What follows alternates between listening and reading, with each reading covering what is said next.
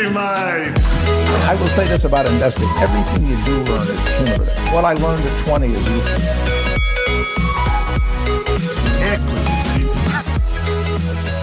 Welcome to another episode of Equity Mates, a podcast where we help you learn to invest so that you make so much money your enemies will be depressed. We break down the world of investing from beginning to dividend so that you can hopefully make some returns.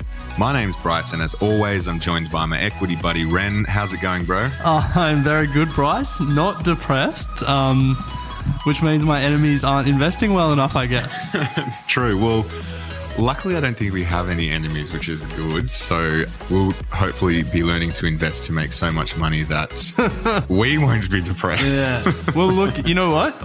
In our Ask Us Anything episode, we challenged you. I challenged you on your opening, and you have come out with one well out of left field. So kudos for that. I look forward to hearing what you do next episode. Yeah, safe to say I don't think I will be continuing with that one, but I can tick it off the list of 101 openings that I have now collated. Yeah, so 101 openings. The ebook will be released 2020, I think. Maybe Yes. an audiobook version with you saying them all. That would be, okay, let's commit to that, as well as our Economics 101 that we spoke about last episode. Yeah. Well, speaking of committing to things, Yes. and this episode has been a long time coming. Oh, and hasn't it? In our defense, we wanted to line up an expert, and things fell through. So we've decided we are going to have a crack at it, and then maybe get an expert back in at a later date. But due to popular request, many popular requests. Yes. We're going to do an episode purely on lithium. Yo-ho, lithium. About time. So yes, industry deep dive, Ren, around lithium. What is lithium? Where's the industry at the moment in Australia? And then we'll close it out with a few of the stocks on the ASX and some of the big players in the industry to keep an eye on. So without further ado, shall we crack in? All right. Well, let's start at the very beginning, all the way back to the Big Bang, because lithium apparently was one of the three elements synthesized in the Big Bang. There you go. So there you go. I know that's what people were really asking us about. But yeah, lithium.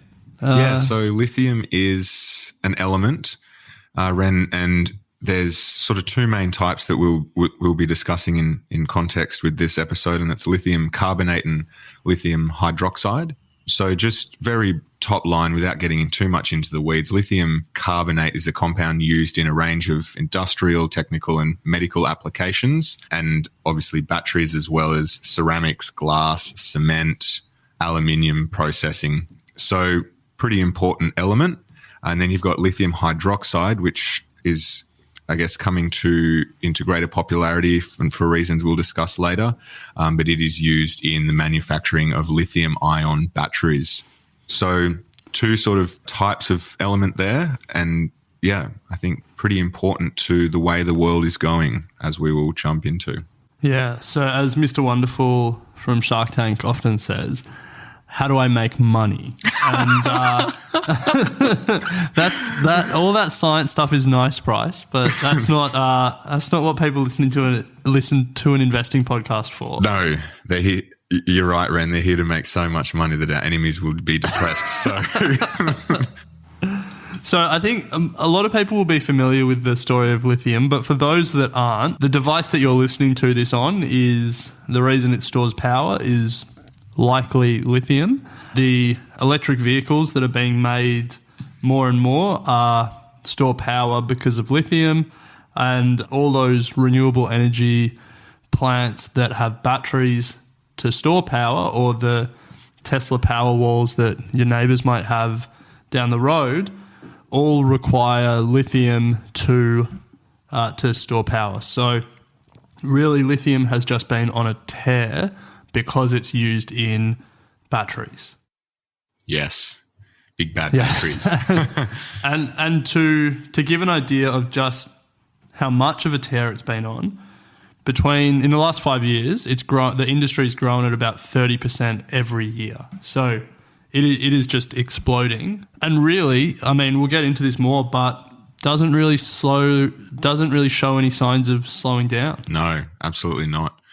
It's kicking away. So at the end of 2009, there was only really one major active lithium miner in Australia, or mine in Australia, but that's really kicked up since then. Ren to now 2018-19, there's upwards of 8 or 9 major producing mines in Australia. So the demand is certainly there, as is the supply. So I've got a couple of stats about the industry, Ren. 2017, Australia was ranked first globally for total lithium production. We're also ranked third globally for total proved reserves, and we're ranked 6th globally for total identified lithium resource. So we're sitting in a really good position to take advantage of the increase in demand for the element, or for the metal, for lithium. It's compound. It's interesting because not to one up you here, but your stats are from 2017. I've pulled out 2019 US Geological Survey, and I was actually going to test you on it. So I'm still going to.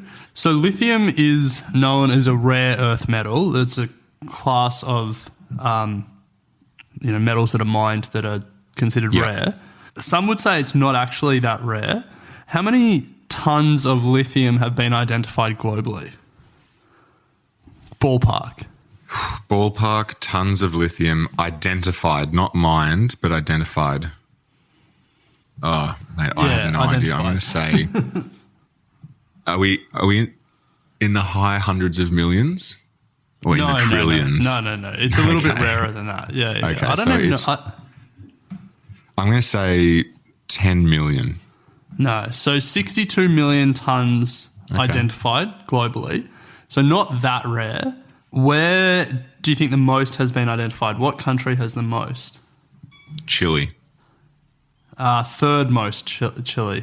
Wow. Okay. 8.5 million, according to this geological survey in 2019. 2 countries higher than that. Yeah, 8.5 million ton, yeah. 2 countries higher. China? No. China is actually 5th with 4.5 million. Okay, so surely Australia's in the top 2 then? No, Australia's 4th with 7.7 million tonnes. Okay, so somewhere in South America. Correct. Argentina. Yeah, so Argentina number 1, 14.8 million. Okay. You want to have a crack at number 2? So Argentina, it's not Chile, it's not China, it's not Australia. Look, no, I actually have no idea. Bolivia with 9 mil. Wow. So I think there's like Argentina, Chile, and Bolivia are, if they don't all share borders, they're all very close together. So yeah, makes sense.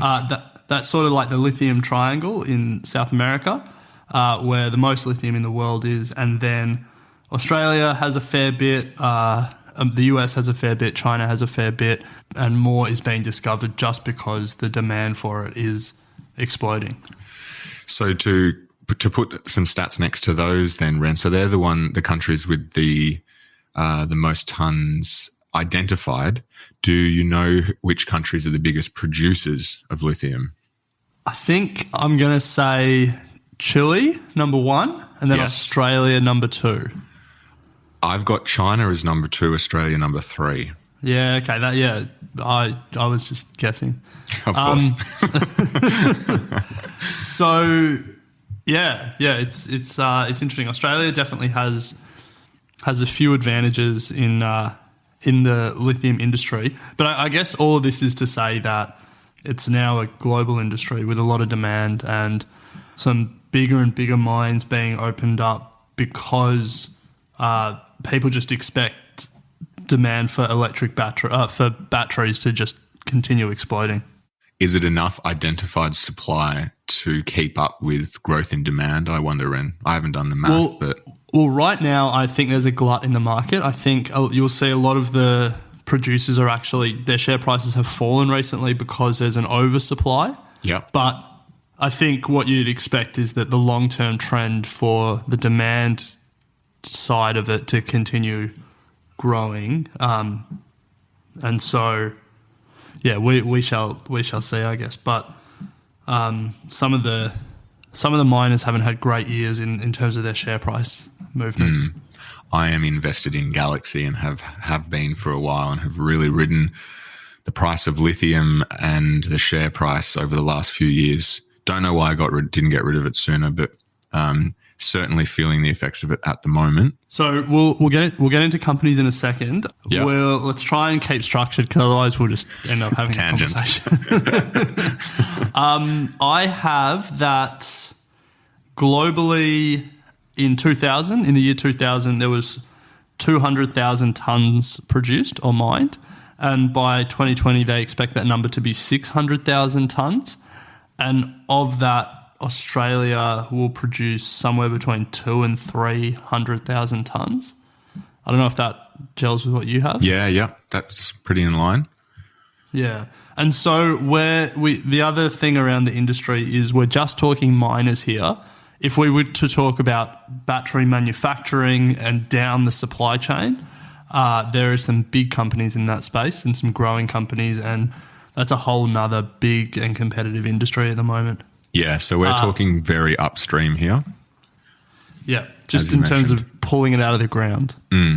So in terms of pulling it out of the ground, Ren, from what I can understand, there's two sort of major types of miners. There's a brine mining and a hard rock mining, and both are used a bit differently depending on which sort of lithium they want to extract. So hard mining is what we see most of in Australia. Some of the big companies, the hard miners, and it is quite laborious, takes a long time, and I guess it does have some environmental dangers and is quite expensive. But lithium is concentrated in salt deposits already in the ground, and brine mining is an easier technique than hard rock mining, because essentially what you're doing, you're pumping all of this brine to the surface, and then it's concentrated by evaporation in, I guess, a succession of ponds, and each pond has a greater concentration of lithium the further down you go. So that's another way that they can then get access to this lithium, is through the process of evaporation. So you can imagine quite inexpensive compared to the hard rock mining that we're familiar with here in Australia. So something to consider when you're looking at companies upstream and what process are they using to actually mine lithium has a big impact on their, I guess, capital costs and cost of doing business.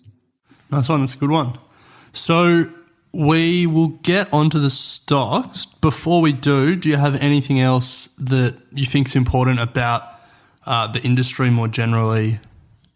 Not really. I think we've painted the picture that Australia is certainly strategically placed at the moment to get considerable upside from the increase in worldwide demand, touched on some of the biggest producers and some of the biggest, I guess, deposits of lithium. But I've got a quiz question for you, Ren, before we move on. Of course you do. True or false? Lithium is the world's lightest and densest material and is so soft that it can be cut with a knife. Well, that's a very specific line, so I'm going to say true. Yeah, you got me. It's true. So hold on, what was it? It's the lightest but and densest metal. Lithium is so soft that it can be cut with a knife, apparently. So there you go. Challenge me if you dare. Well, so we'll take a break here, and then we'll come back and we'll talk about some of the major companies that people need to know about. All right, so we're back and we are talking lithium, the long-awaited episode. We spoke about the industry and how it's growing really on the back of demand for electric vehicles and battery storage. And the history of lithium miners really mirrors that story as well. But before we get into that, I have a list of every ASX-listed lithium company that I'm going to read out. You are not going to do that, Ren. You are not going to do that. Alliance Mineral Assets, ASX code No. All right, should we put it at the end of the episode? Just in case people want to Rolling research credits. No, look, we'll put up a website that if everyone wants to read the list of every single ASX-listed company, and my last count, Ren, was there were 77 of them. Not sure what your list has in front of you, but From what I could see, there was roughly 77 companies that were either directly related to lithium or had exposure to mines overseas as well. So, yeah, please, for the sake of us all, do not read all 77 names. Yeah. No, I started looking at it and I was like, I'll just get a list of them all so we can name them and people can do some further research. I got through the A's and I had, I don't know, maybe 10 and I was like, this isn't going to work. So suffice to say, there are a lot of ASX listed companies that are now exposed to lithium. A lot of them are explorers. So what that means is that they've got some money from investors and now they're going to try and find lithium deposits. And much like finding gold in the gold rush or finding oil back in the day, if you find what you're looking for, you instantly a millionaire, and if you don't find what you're looking for, then you probably just run your capital down to zero. So, yeah, high risk, high reward, I guess, is the name of the game in mining explorers. Yeah. But I think probably to start global and get local, the story of lithium miners really mirrors the growth of the industry. Back in the day, the industry globally used to be dominated by the big three lithium companies, all listed in America. There was one called Albemarle, who also acquired the fourth big one to make it the big three. Then there was a Chilean company that I'm not going to try and pronounce, but its ticker code was SQM, and then FMC, whose ticker code, ironically enough, was FMC. So back in the day, they owned 85% of the lithium market. Now, just because of increased demand and increased competition, those three companies now own 53% of the market. So still a fair bit, but not nearly as much. And I guess the biggest change has been the big Chinese miners that have entered the market. And there are really two massive ones, Tianqi Lithium and Jiangxi Gangfen Lithium. And they, to give you an idea, they're 33 billion and 29 billion market cap respectively. And then Albemarle, which was one of the big three, has a market cap of $8 billion. So these Chinese companies are just huge in comparison.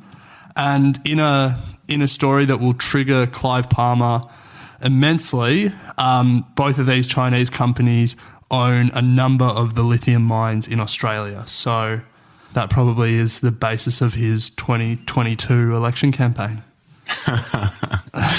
Unsuccessful. Well, no, 2022 is the coming next back. one. Yeah, sorry. I was thinking 2019. But yeah, like the size of these Chinese companies just enormous, exponentially bigger than the ASX listed ones at the very least. But even what used to be the big players in the industry. Yeah, nice, Ren. So what about domestically? I know I mentioned Galaxy there, one that I'm invested in, but there are a number of other big players at home, all kind of going through the same sort of process. So what have you got for them? So, well, I mean, I've just given a whole spiel. You're the one that's invested in lithium miners here. So why don't you kick us off?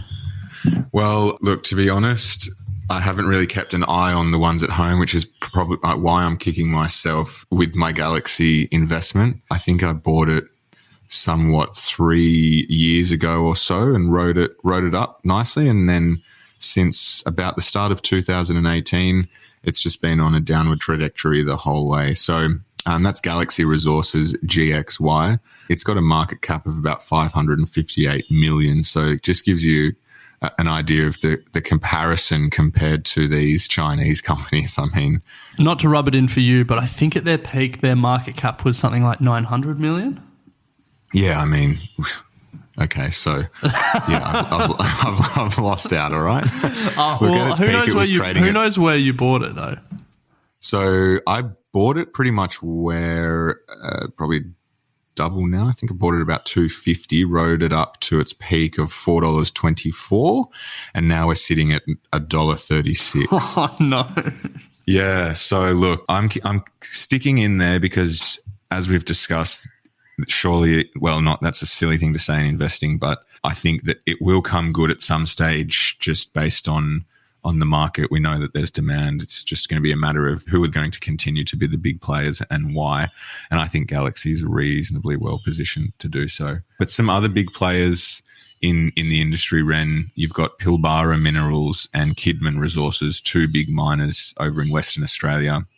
And then interestingly, there's a company that's looking to be the first miner in Northern Territory called Core Lithium. So keep an eye on them. But from domestic, they're probably the big ones. As you said, there's many others, but they're the big players in the market. Yeah, I think Altura deserves a mention. Altura Minerals. Yeah, true. It's actually quite a new one. I think it kicked off some point in 2018. Correct me if I'm wrong. But yeah, it's also up there with the big ones, relatively speaking, I guess. I think when you're researching the lithium industry, what you'll see is, for want of a better term, it's quite an incestuous industry. There's a lot of joint ventures and then a lot of cross-holdings, so different miners and explorers own different chunks of each other. That could be pretty common throughout the mining industry, to be honest. It's not an industry that I'm very familiar with, but yeah, like, you know, the two big Chinese companies own parts of different mines and then parts of different companies, and then the Australians may own, you know, other parts. Kidman Resources has a JV in Australia. So Kidman Resources is an Australian listed company. It has a joint venture with the big Chilean company SQM in Australia. So, you know, I mean, that's good and bad. For Australian companies, it means that we can benefit from these companies with more capital to throw behind projects. So there's probably an upside for the smaller Australian companies. But yeah, just when you're doing your research, make sure you're looking at how much of particular mines it owns, who else owns those mines, and then who else owns these companies.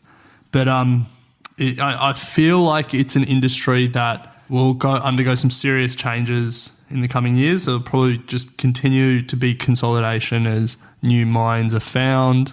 But yeah, it's definitely an interesting one. And if you back the right horse, you will do very well for yourself. I guess the reason that I'm not trying to back a horse is I have no idea who's more likely to find lithium and win this race. It's a good point you make there, Ren, and I was actually going to ask you that question to close it out. If, you know, is this on your radar? I think from my point of view, we both acknowledge that lithium demand is on the rise, and so, you know, lithium ion batteries and the need for it. So if anyone's thinking about, you know, I want to get exposure, as you said, there is a total value stream here, and we're talking about just the upstream. So if you are considering investing in lithium, it's also worthwhile considering looking at, say, midstream or downstream, maybe even looking at lithium battery components, what else goes into lithium batteries, who are producing them, and then also the downstream end is the end user, the cars and those sorts of things. So don't just think that you need to invest in the miners to take advantage of this boom in lithium, because there's a whole value stream that comes around it as well. So just keep that in mind. But I'm with you, Ren. Yeah. Not something that's... It may be, rather than trying to pick a winner, you buy a sort of broad ETF of 40 lithium stocks, and you just bet on the industry more generally. But then you just, you know, you're getting into the risks of the cyclical nature of mining stocks and all of that. So yeah, and for no other reason than the fact that I own it, I'm backing in Galaxy to be the number one. Well, look, just because I back a winner, I'm going to back China's two big lithium miners to dominate the industry. Fair call. Fair call. What is it? 16 times the size of something like that of Galaxy or something. So anyway. I guess the last thing I wanted to call out, because it really confused me when I was doing some research for this, is some of the Australian miners don't have price to earnings ratios because they're not earning at the moment. They're losing money. But Galaxy Resources does have earnings. Last year it earned about 36 cents per share, and it's trading at a price of $1.36, $1.37 at the time of recording. So it's price to earnings ratio is somewhere between 3 and 4, which is incredibly low for a normal company. And I guess I'm still a little bit confused as to why it's trading so low as a mining stock, it's trading on such a low price to earnings. I think I have an answer, but before I guess or speculate, do you have an answer? No. Okay. I should. Yeah, you invested. own it. I think it's because of this glut in production that we flagged earlier. I think, as far as I can tell, investors just think that there's so much lithium being produced by the world, and that Galaxy is selling it into a weak market at the moment, that those earnings numbers from last year are going to drop this year. And so the share price has moved, but then the earnings number will drop when they next report. But that could be wrong. I'm interested in crowdsourcing information from our listeners, and would love it if someone knows that I'm wrong and knows the right answer, if they could hit us up and let me know, and we'll let everyone know in the next podcast. Absolutely. Good pick up there, Ren. Keen to, I think from what you said makes sense, but who knows? Anyway, nice. Well, that brings us to a wrap up of our long-awaited Lithium episode debut. If you want me to read every ASX-listed lithium miner, make sure you tell us and convince Bryce. Stick around after the credits and disclaimer, and we will have Ren read all 77 of them for you. We'll release a separate episode, which is just me reading them all. No, what we'll do is release a YouTube video with Ren naming them, plus a word that rhymes with each of the names. Alliance Mineral Assets, Fred Bassett. Altura. There's going to be a lot that end with mineral or mining or resources. So oh, God, you're going to have some work to do. Resources. Anyway, Ren, let's leave it there. I enjoyed that. It was good to chat stocks as always. Another industry deep dive. If anyone would like us to deep dive or shallow dive into another industry, we're always open to suggestions. If there's anything you'd like us to chat about, then by all means hit us up on our channels, and we will do our best to do it for you. But otherwise, as I said, always good to chat, Ren, and we'll leave it until next week. Sounds good. Equity Mates and the people appearing in this program may have positions in the companies mentioned. This is general advice only. Please speak to a financial professional to understand how it may contribute to your individual situation. Equity Mates! I will say this about investing. Everything you do learn is cumulative. What I learned at 20 is useful. Equity.